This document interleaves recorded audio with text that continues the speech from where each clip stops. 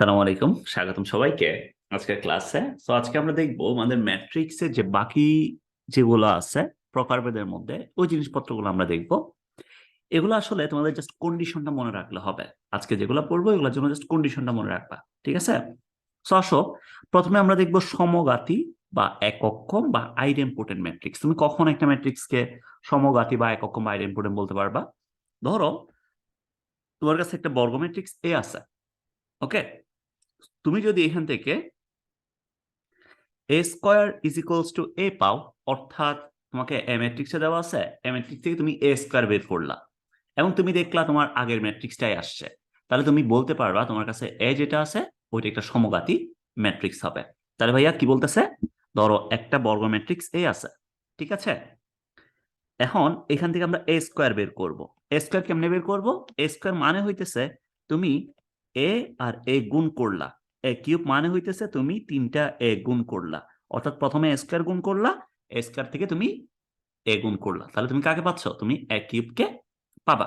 তো তুমি তোমার কাছে হচ্ছে এ ছিল, এ থেকে এ স্কোয়ার বের করলা, তুমি দেখলা এ স্কোয়ার বের করার পরে এটা থেকে আবার এ চলে আসছে, তাহলে তুমি বলতে পারবা তোমার এ ম্যাট্রিক্স একটা কি? এ ম্যাট্রিক্স একটা সমঘাতী ম্যাট্রিক্স বা একক্ষম ম্যাট্রিক্স বা আইডেম্পোটেন্ট ম্যাট্রিক্স। তোমরা জাস্ট এই কন্ডিশনটা একটু মনে রাখবা। তোমাদের যে কোয়েশ্চেন গুলো হবে, কোয়েশ্চেন প্যাটার্নটা কিরকম? ধরো তোমাকে একটা ম্যাট্রিক্স এ দিবে, বলবে এটা একটা সমঘাতী ম্যাট্রিক্স কিনা প্রমাণ করো। তখন তুমি কি প্রমাণ করবা? তুমি প্রমাণ করবা A square is equals to এ, এটা প্রমাণ করবা। ওকে, এরপর আসো ভাইয়া শূন্যঘাতী ম্যাট্রিক্স বা অক্ষম ম্যাট্রিক্স বা বিনাশক ম্যাট্রিক্স। এই জিনিসটা কি? ধরো তোমাকে একটা বর্গ ম্যাট্রিক্স এ দেওয়া আছে, এ দেওয়া আছে এবং এখানে তুমি পাইছো A to the power P equals to zero, A to the power P equals to zero, তাহলে তুমি বলতে পারবা এ হচ্ছে একটা শূন্যঘাতী ম্যাট্রিক্স। এখন কথা হচ্ছে এই যে A to the power P equals to একটা নাল ম্যাট্রিক্স তুমি পাইতেছো, এখানে পি এর পরিচয়টা কি? যেমন ধরো আমি তোমাকে একটা ম্যাট্রিক্স এ দিলাম, তো এ ইকুয়ালস টু হইতেছে এ আই জে, ঠিক আছে? এটা হচ্ছে পি বাই পি, ধরো পি বাই পি অর্ডারের একটা কি, একটা ম্যাট্রিক্স তোমাকে দেওয়া আছে। এখন তোমাকে যেটা অর্ডার দেওয়া আছে, এত অর্ডারের পাওয়ার যদি তুমি এর উপরে নাও, এ টু দা পাওয়ার পি যদি তুমি নাও, এ টু দা পাওয়ার পি করার পরে তোমার রেজাল্টটা যদি একটা নাল ম্যাট্রিক্স আসে, রেজাল্টটা যদি একটা কি আসে, নাল ম্যাট্রিক্স আসে, তাহলে তুমি বলতে পারবা তোমার এ ম্যাট্রিক্সটা হইতেছে একটা শূন্যঘাতী ম্যাট্রিক্স বা অক্ষম ম্যাট্রিক্স বা বিনাশক ম্যাট্রিক্স। তাহলে ভাইয়া এখানে আমরা এই যে পিটা আছে, পি এর পরিচয়টা কি? পি এর পরিচয় হচ্ছে অর্ডার, ওই ম্যাট্রিক্সের অর্ডার, ঠিক আছে? তো এখন আমি তোমাকে উদাহরণগুলো দিচ্ছি না বা এক্সাম্পল গুলো দিচ্ছি না, কারণ কি? কারণ তোমরা এখন আসলে গুণ পড়ো নাই, যোগ পড়ো নাই, ওই জন্য আসলে এখন তোমাকে যোগ বিয়োগ গুণ এই জিনিসগুলার অপারেশন পড়ানো যাবে না ম্যাট্রিক্সের। এগুলো যখন আমরা ওই জিনিসগুলো পড়বো এরপর আমরা দেখবো। তাহলে জাস্ট মনে রাখবা, ধরো তোমার কাছে একটা বর্গ ম্যাট্রিক্স এ আছে, তুমি এটা যে অর্ডার আছে, অর্ডারটাকে তুমি যদি পাওয়ারে নাও ওই ম্যাট্রিক্সের, তুমি যদি রেজাল্ট একটা নাল ম্যাট্রিক্স পাও, তখন তুমি বলতে পারবা তোমার এ ম্যাট্রিক্সটা হচ্ছে একটা শূন্যঘাতী ম্যাট্রিক্স বা অক্ষম ম্যাট্রিক্স বা বিনাশক ম্যাট্রিক্স। এরপর আসো অভেদক ম্যাট্রিক্স বা উদ্ঘাতিক ম্যাট্রিক্স বা ইনভলন্টারি ম্যাট্রিক্স। এই জিনিসটা কি?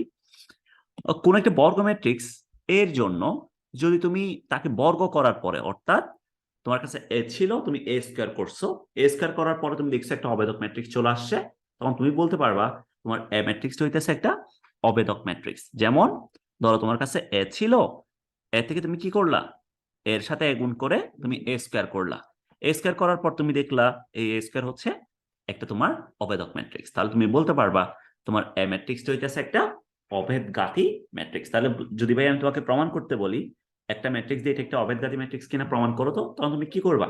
তুমি জাস্ট প্রমাণ করবা A square is equals to I কিনা। যদি A square is equals to I হয় তাহলে আমাদের অভেদঘাতী হবে। এরপর আসো অনুবন্ধী ম্যাট্রিক্স, এইটা একটু পড়া লাগবে, অনুবন্ধী ম্যাট্রিক্সটা একটু দেখা লাগবে, খেয়াল করো অনুবন্ধী ম্যাট্রিক্স জিনিসটা কি। তোমরা জটিল সংখ্যা কি চিনো? আমরা একটা জটিল সংখ্যাকে প্রকাশ করি Z equals to A plus i b, A plus i b, এই টাইপের যদি কোনো সংখ্যা থাকে তখন আমরা এদেরকে বলি এরা হচ্ছে আমাদের কমপ্লেক্স নাম্বার, যেখানে আমাদের এ এবং বি, এ কমা বি, এটা বিলংস টু আর, এটা বিলংস টু কি, এটা belongs to real number, real number. যেমন একটা কমপ্লেক্স নাম্বারের উদাহরণ যদি দিই, ধরো যেটা ইকুয়ালস টু 1 + 2y, এটা একটা কমপ্লেক্স নাম্বার, ঠিক আছে ভাইয়া? এই কমপ্লেক্স নাম্বারের, এই কমপ্লেক্স নাম্বারে দেখো দুইটা অংশ, একটা হচ্ছে আই ছাড়া অংশ আর একটা হচ্ছে আই সহ অংশ। আই ছাড়া অংশ যেটা থাকবে এটাকে বলা হয় বাস্তব অংশ, এটাকে বলি আমরা এটা বাস্তব অংশ। আর আই সহ যে অংশটা আছে এর মধ্যে আই কে বাদ দিয়ে যেটা থাকবে এটাকে বলবো আমরা, এটা হচ্ছে কাল্পনিক অংশ। এটা কি অংশ? এটা হচ্ছে কাল্পনিক, এটা হচ্ছে কাল্পনিক অংশ। তাহলে একটা বাস্তব অংশ থাকবে আর একটা থাকবে কি কাল্পনিক অংশ থাকবে। এখন ভাইয়া অনুবন্ধী জিনিসটা কি? আমি যদি তোমাকে জিজ্ঞেস করি একটা কমপ্লেক্স নাম্বারের অনুবন্ধী জিনিসটা কি, অনুবন্ধী মানে হইতেছে ধরো জেড ইকুয়ালস টু 1+2i তোমাকে আমি দিলাম। এখন এটার অনুবন্ধী তোমাকে বের করতে বলছে। অনুবন্ধীকে আমরা প্রকাশ করি নর্মালি জেড বার দ্বারা। জেড বার দ্বারা অনুবন্ধীকে প্রকাশ করা হয়। জেড বার যদি আমি নিই তাহলে খেয়াল করো, কমপ্লেক্স নাম্বারের বাস্তব অংশটাকে তুমি ফিক্স রাখবা। বাস্তব অংশ কি থাকবে?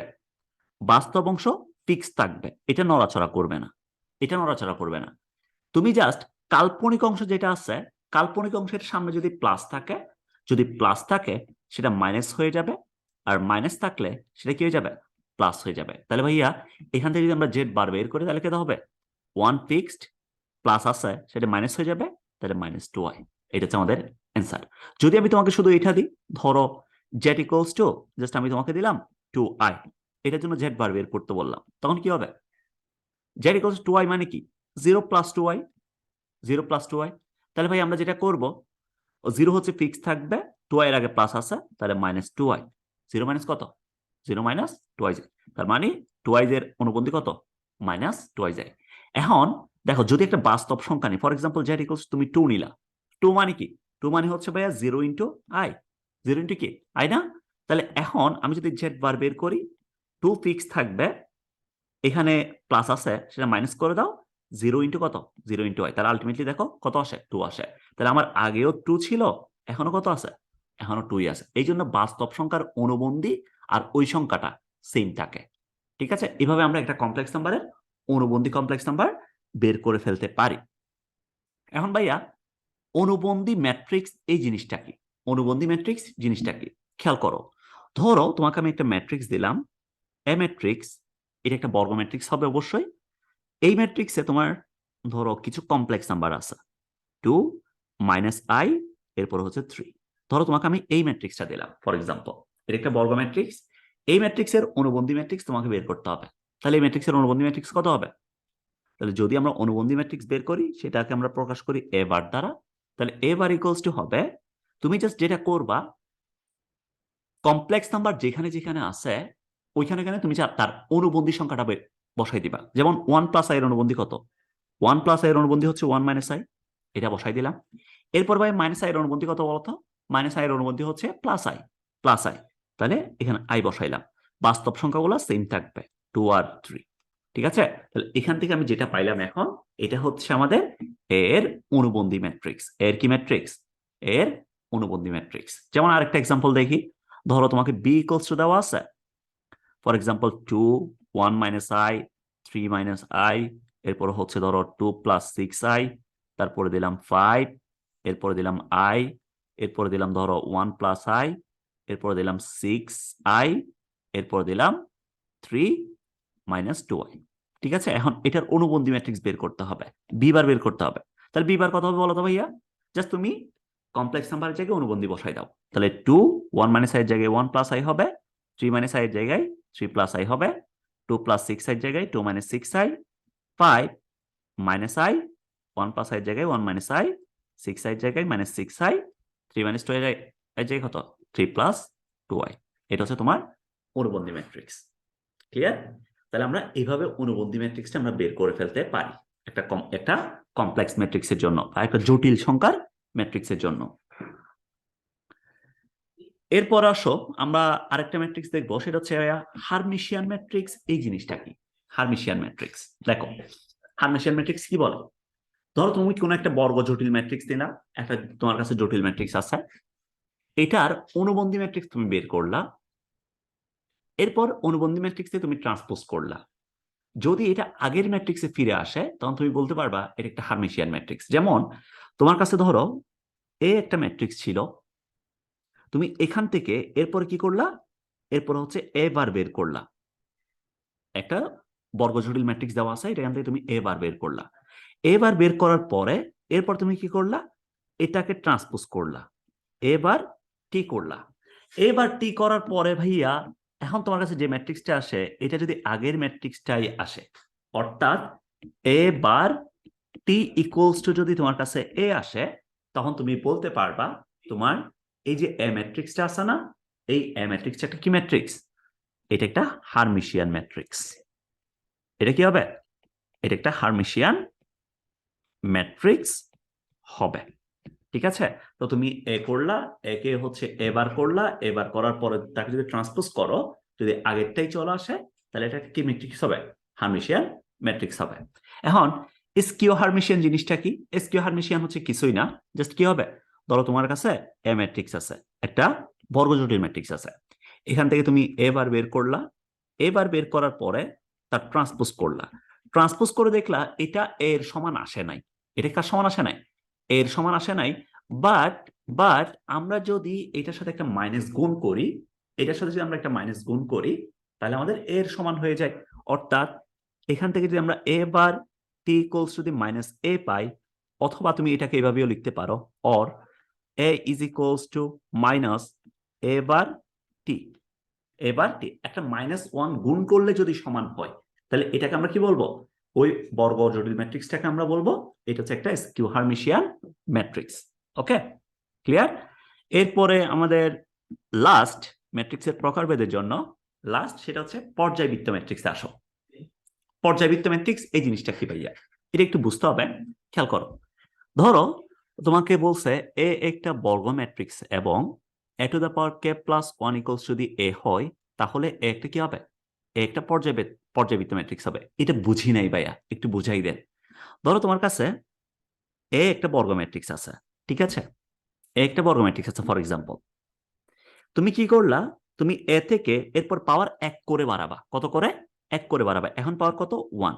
এরপর 1 করে বাড়াবা, অর্থাৎ এ স্কোয়ার বের করলা। কত করলা? এ স্কোয়ার করলা। এরপরে তুমি কম্পেয়ার করবা, এরপরে তুমি কম্পেয়ার করবা এটা ইকুয়ালস টু এ কিনা, এটা ইকুয়ালস টু কি কিনা। এরপর কম্পেয়ার করবা, এরপর এটা কম্পেয়ার করবা এটা ইকুয়ালস টু এ কিনা। যদি এটা এর সমান না হয়, যদি এটা এর সমান না হয়, এরপরে তুমি কি করবা? আরো 1 বাড়াবা। পাওয়ারটা কত বাড়াবা? পাওয়ারটা আরো 1 বাড়াবা। এরপর বাড়ানোর পরে তুমি আবার চেক করবা এটা ইকুয়ালস টু এ কিনা, এটা ইকুয়ালস টু এ কিনা।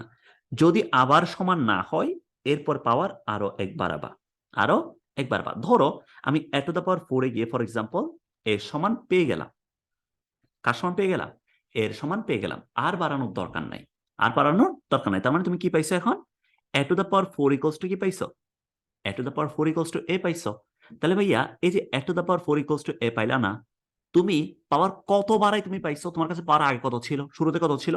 1 ছিল। তো এ টু দ্য পাওয়ার 4 কে আমি লিখতে পারি না A to the power 3 plus 1 equals to A. তাহলে আমার এটা হচ্ছে শুরুর পাওয়ারটা, এখানে যে 1টা আছে এটা কি শুরুর পাওয়ারটা, এটা হচ্ছে আমি যেটা বাড়াইছি, এটা আমি যেটা বাড়াইছি। এই যে A to the power K plus 1 equals to A যদি হয়, তাহলে আমি যতটুকু বাড়াই এর সমান পাইলাম, এটাকে বলা হয় পর্যায়কাল। এখানে 3টাকে আমরা কি বলবো? পর্যায়কাল। অর্থাৎ পর্যায়কাল ইকুয়ালস টু কত? 3।